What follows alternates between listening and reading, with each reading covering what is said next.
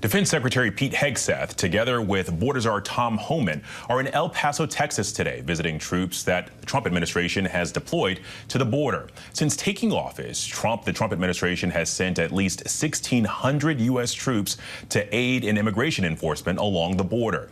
And that in addition to the 2,500 troops that were already stationed there when President Trump took office. So for more on this, I want to bring in our senior Pentagon reporter, Louis Martinez. So Louis, first off, what is the main purpose of Hegseth's trip to the border? And also, I mean, how are the military personnel there that the Trump administration has sent? How are they supporting the administration's crackdown on illegal immigration? Alex, Defense Secretary Pete Hegseth went down there to highlight exactly that mission. One of the places that he visited was right along the border wall. He visited along with Border Czar Tom Homan, who is running this operation essentially. And again, this is the United States military in support of the DHS effort at boosting and preventing what the administration is calling this invasion of migrants across the border. Now, we have gone to the border regions ourselves with our reporters. They have not seen a lot of border activity in terms of migrants trying to cross in greater numbers, as is being presented by the administration. But the highlight of today's visit was to show the Defense Secretary, who is in command of all these troops, highlighting their mission. They're talking about trying to meet them, highlighting he visited some aviation aircraft that have been operating along the mission, along that border region. He also spoke about how some of these resources that, by the way, have already been in place now for quite some time are there to assist DHS by looking at some of the detection equipment along that border. So he's highlighting this mission, the increased numbers, but again, some of these forces, as you said, right off the top, 2,500 of them have already been in place there for several years. This is just in addition to it. One of the things that he did not highlight was the deportation flights using military aircraft. That is continuing.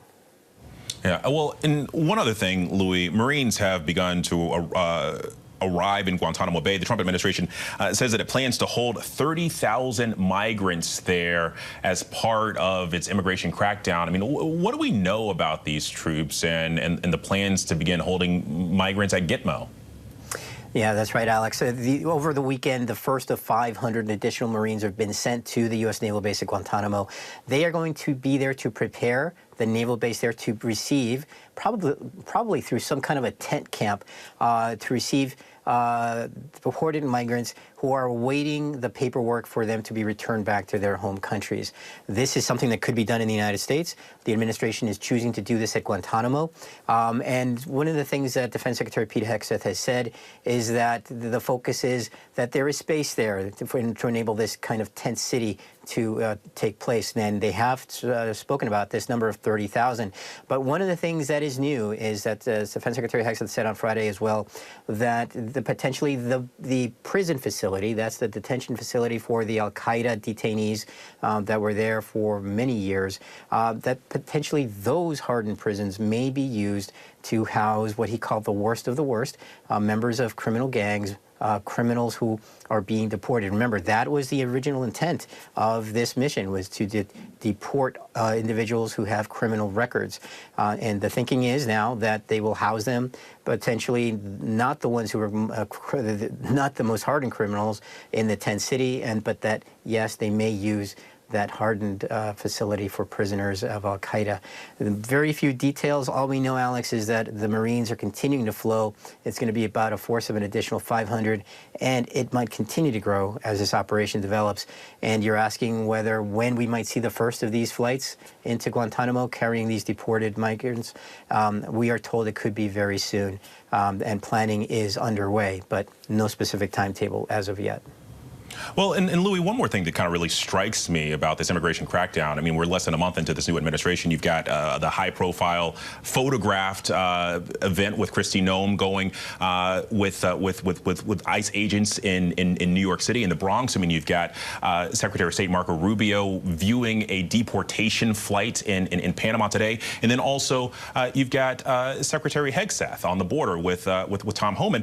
I mean, in your experience, has there ever been a showing this prominent about cabinet members, you know, involved in immigration policy? Alex, I think you hit it right on the nail. This is a full court press to try to demonstrate that this administration is working really hard on this promise that they were going to shut down the border.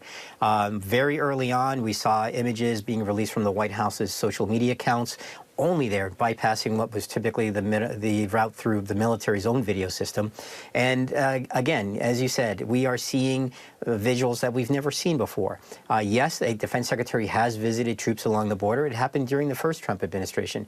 But seeing a Secretary of State down in Panama receiving a flight, that's not seen before. And it kind of highlights the mission, right? That the United States military is in support of these flights that have already been taking place and continue to take place.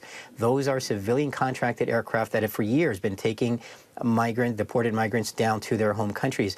But it's the visuals, Alex, that is what I think is of most great import here for this administration, to highlight that the military is involved carrying out those same kind of flights, that you're seeing these border troops here, you're seeing these Marines that are landing in Guantanamo, you're seeing the Marines that have landed in the San Diego area, and you've seen the close to 1,000 Army personnel that are now along the Texas-New Mexico border. Yeah, it's certainly a sight. Luis Martinez, our senior Pentagon reporter, thank you so much for that. Thanks, Alex.